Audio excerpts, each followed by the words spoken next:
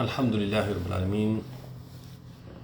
Wa sallallahu wa sallam wa baraka ala nabiyina Muhammadin wa ala alihi wa sahbihi ajma'een. Assalamu alaikum wa rahmatullahi wa barakatuh. And good morning, Instagram fam, friends and followers of as-Saafiy. And welcome to another installment of our running series, Revert Reflections. And the current theme of our reflections has been what sets Islam apart from other faiths. And we'd like to continue under that theme today and talk about, in our faith, in our faith, deeds matter. In our faith, deeds matter. That will be the subject that we will talk about today. And I mention this because in many faiths, the followers of those faiths focus exclusively on faith in the heart.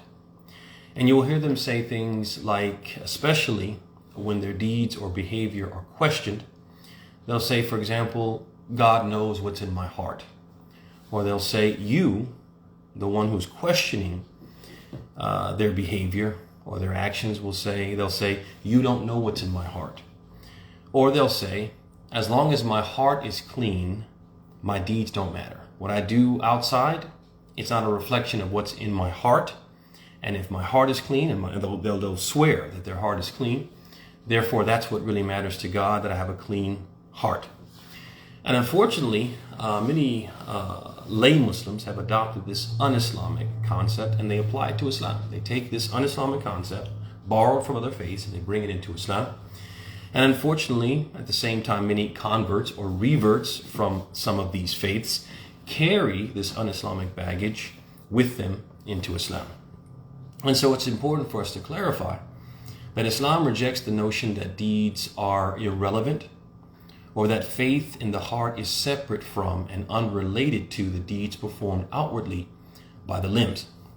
And I want you to consider a few things that Allah has said in the Quran, the Prophet has said in the Sunnah, which are indicative of the fact that Islam rejects the idea that faith is over here and deeds are over here, and that a person can have a pure heart while doing actions which are foul, corrupt, or impure.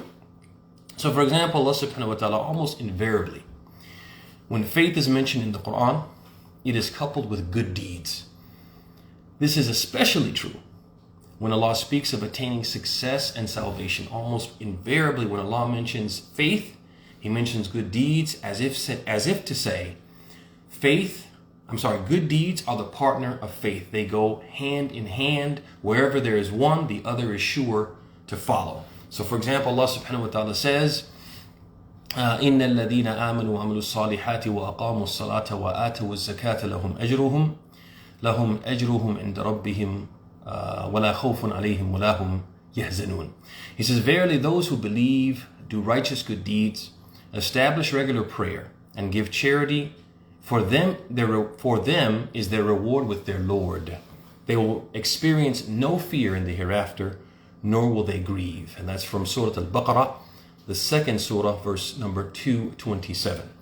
Allah also tells us in the Quran that the true believers are only those whose faith is not merely on the inside, but also manifests itself on the outside as well. They do good deeds. That the true believers are those who do good deeds, and when a person doesn't do good deeds, it's an indication that they don't really have faith, or their faith is extremely lacking. Allah says, إِنَّمَا الْمُؤْمِنُونَ الَّذِينَ إِذَا ذُكِرَ اللَّهُ وَجِلَتْ قُلُوبُهُمْ وَإِذَا تُلِيَتْ عَلَيْهِمْ آيَاتُهُ زَادَتْهُمْ إِيمَانًا وَعَلَى رَبِّهِمْ يَتَوَكَّلُونَ الَّذِينَ يُقِيمُونَ الصَّلَاةَ وَمِمَّا رَزَقْنَاهُمْ يُنْفِقُونَ أُولَٰئِكَ هُمُ الْمُؤْمِنُونَ حَقًّا. Allah subhanahu wa ta'ala, He says, the true believers are only those whose hearts tremble when Allah is mentioned.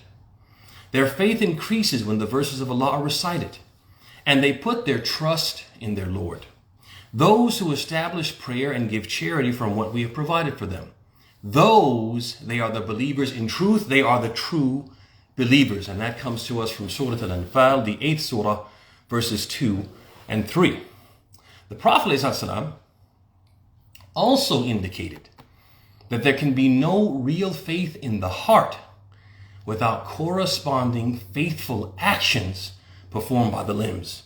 He said in the hadith, the very famous hadith, ألا في الجسد مضغة إذا صلحت صلح الجسد كله وإذا فسدت فسد الجسد كله ألا وهي القلب. He says there is certainly a lump of flesh in the body that if it is pure, sound, and upright, the entire body will be pure, sound, and upright.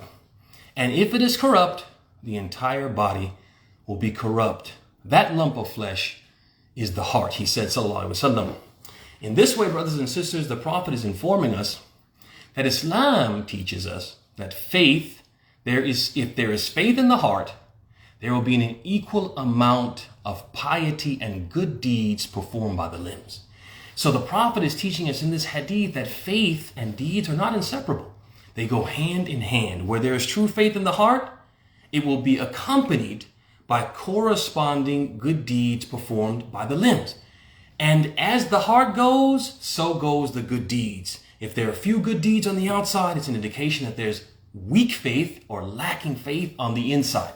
And so this concept that faith is inseparable and my heart can be clean and my deeds corrupt, this is something, it's an un-Islamic concept. It is not appropriate for a Muslim to believe that deeds are of little significance or that there can be faith without deeds. Very important, brothers and sisters, because we live in a time where we have adopted, unfortunately, many of us, this idea that faith is divorced from deeds and that there can be faith without deeds.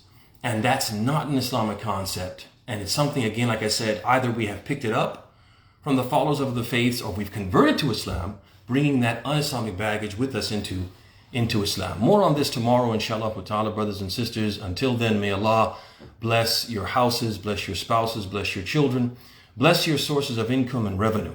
May Allah subhanahu wa ta'ala bless you and make you blessed wherever you may be. Ameen, ameen, ya rabbal alameen. Wa sallallahu wa sallam wa barak. An nabina Muhammadin wa ala alihi wa sahbihi ajma'in.